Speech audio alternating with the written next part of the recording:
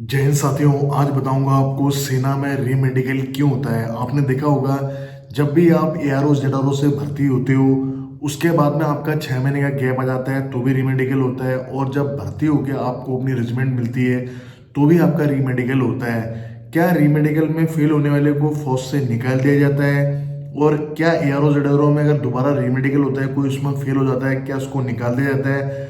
पूरी जानकारी आपको आज इस वीडियो में दूंगा, तो वीडियो में बने रहना। अगर वीडियो अच्छा लगता है तो एक प्यारा सा कमेंट, लाइक, और जो भाई बहन पहली बार आए हैं वो सब्सक्राइब जरूर करें।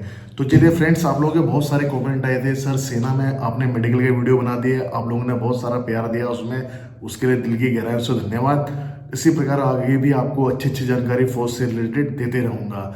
आज की वीडियो में हम बात करते हैं रीमेडिकल पर। पूरे तीन पॉइंट में मैं आपको समझाऊंगा। पहला तो आपका मेडिकल, दूसरा आपका 6 मंथ गैप मेडिकल, थर्ड आपका आपका जब आप रेजिमेंट सेंटर आपको मिलती है, जो भी रेजिमेंट मिलती है वहाँ जाके आपका जो रीमेडिकल होता है रेजिमेंटल का, उसके बारे में जानकारी दूंगा। तो पहला भाग लेते हैं हम आज का मेडिकल, यानी कि जब आप भर्ती देखते हैं आपके एआरओज या जेडआरओज की, जहाँ पे भी भर्ती आती है, जब आप अपना रिटन एग्जाम क्लियर करते हैं उसके बाद में फिर होता है आपका मेडिकल।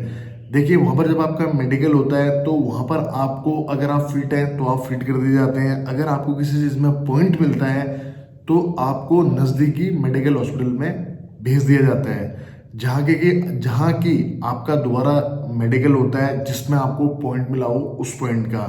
ऐसी बहुत सारी संभावनाएं होती है। जब हम एआरओ जेडआरओ में हमारा मेडिकल होता है तो वहाँ पर बहुत सारी भीड़ होती है, तो भीड़ के कारण कई बार क्या होता है, किसी की जैसे आगे अचानक डॉक्टर तेज तेज चलते हैं, तुरंत पल्स नापते हैं, फिर दूसरे का नाप लिया, तो उसमें कई बार क्या होता है, कैंडिडेट घबरा जाता है और उसकी पल्स ज़्यादा जाती है।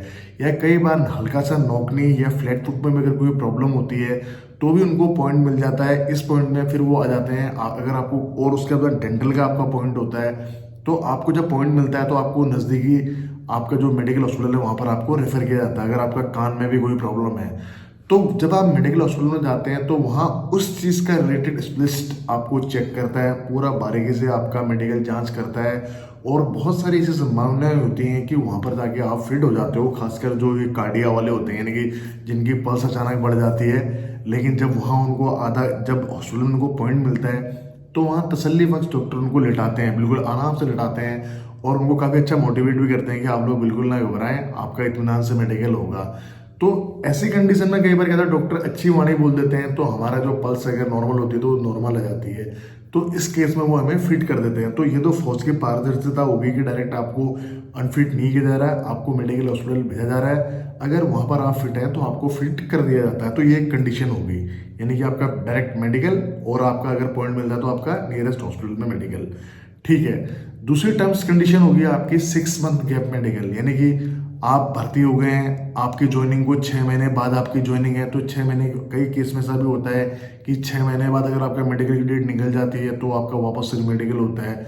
उस दौरान बस आपने यही ख्याल रखना है कि आपके हाथ पाँव में किसी प्रकार का नुकसान ना हो, हाथ पाँव टूटे हुए ना हो, क्योंकि कई बार हमने देखा बंदे भर्ती हो जाते हैं और भर्ती होने से उनकी ज्वाइनिंग तक के बीच में अचानक बाइक से कहीं एक्सीडेंट, कहीं कुछ, कहीं उनका फ्रैक्चर एक्चर हो जाता है। तो दोस्तों इस कंडीशन में फिर वो अनफिट हो जाते हैं। इसमें ना फौज कुछ कर सकती है न उसमें कुछ कर, बस आपको ही सावधानी इसमें रखनी होती है। तो इस दौरान पे क्या होता है कि अपने आप को बचा के रखना पड़ता है, अपने हाथ पाँव की सेफ्टी ध्यान में रखनी पड़ती है कि कहीं कोई पॉइंट न मिल जाए। अब सबसे तीसरा और जो मेन महत्वपूर्ण पॉइंट है वो है आपका री मेडिकल इन रेजिमेंटल सेंटर।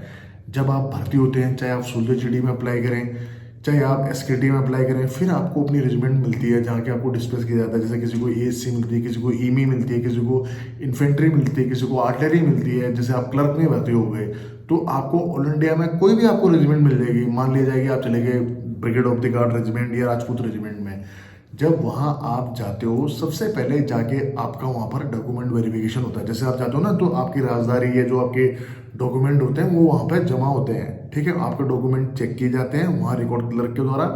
उसके बाद में आपका जो होता है, आपका मेडिकल की प्रक्रिया शुरू होती है। और री मेडिकल सेंटर में इसलिए होता है ताकि इंडियन आर्मी की भर्ती की पारदर्शिता बनी रहे, और कहीं भी कोई जालसाज या आपको जो ये लोग होते हैं घूसखोर लोग, ये आपको बरगलाते हैं। तो कई बार मतलब फौज की भर्ती भी कई बार आपने देखा होगा कि कई अधिकारी भी फंसे हैं इनमें। तो वो सब चीज़ें ना हो इसलिए आपका एआरओ जेडआरओ में मेडिकल होता है और भर्ती होने के बाद में आपका सेंटर में मेडिकल होता है। और जो सेंटर में मेडिकल होता है वो आपके रेजिमेंट के जो मेडिकल डॉक्टर होते हैं उनके द्वारा आपका मेडिकल होता है। अब आपका ये सवाल है सर अगर वहाँ फिट हो गए तो देखिए अगर आप भर्ती हो गए हैं, अगर आपका हाथ पाँव नहीं टूटे हुए हैं, कोई प्रॉब्लम नहीं है तो कोई वजह नहीं कि आप वहाँ पर अनफिट हो जाए। हाँ, सबसे ज़्यादा जो केस हमने देखे हैं रीमेडिकल में वो सबसे ज़्यादा होते हैं आपके पल्स के, यानी कि पल्स बढ़ जाती है दूसरों, जब आपको पता है भर्ती हो गया उसके बाद में वापस आपका मेडिकल होता है तो कहीं ना कहीं मन में घबराहट हो जाती है और इस घबराहट के कारण कई बार पल्स क्या होती है 80+ पहुंच जाती है, जिसलिए डॉक्टर क्या करते हैं वापस उनको 2 दिन के बाद दोबारा उनका मेडिकल करते हैं। फिट होते हैं तो फिट कर देते हैं, उसमें कोई प्रॉब्लम नहीं होती। तो अगर आपका सेंटर में रीमेडिकल भी होता है तो घबराने वाली कोई बात नहीं है। अगर आप फिट हैं तो आपको अनफिट करने वाला कोई भी नहीं। बस रीमेडिकल फौज की भर्ती प्रक्रिया, मतलब एक फौज की विश्वसता को बनाने के लिए ये प्रक्रिया रखी गई है। इससे आपको कोई भी नुकसान नहीं होता है, कोई भी चिंता करने वाली बात नहीं है। इस वीडियो में मैंने आपको रीमेडिकल के बारे में बताया है। फिर भी अगर इस वीडियो में मेरा कोई पॉइंट छूट गया हो तो आप मुझे कमेंट्स कर सकते हैं। आपके कमेंट्स को मैं संडे क्यों ने या ज़्यादा कमेंट्स आए तो मैं उस पर एक नेक्स्ट वीडियो बनाऊंगा और आपके डाउट क्लियर करूंगा। तो दीजिए अपने भाई को इजाज़त, मिलते हैं नेक्स्ट वीडियो में।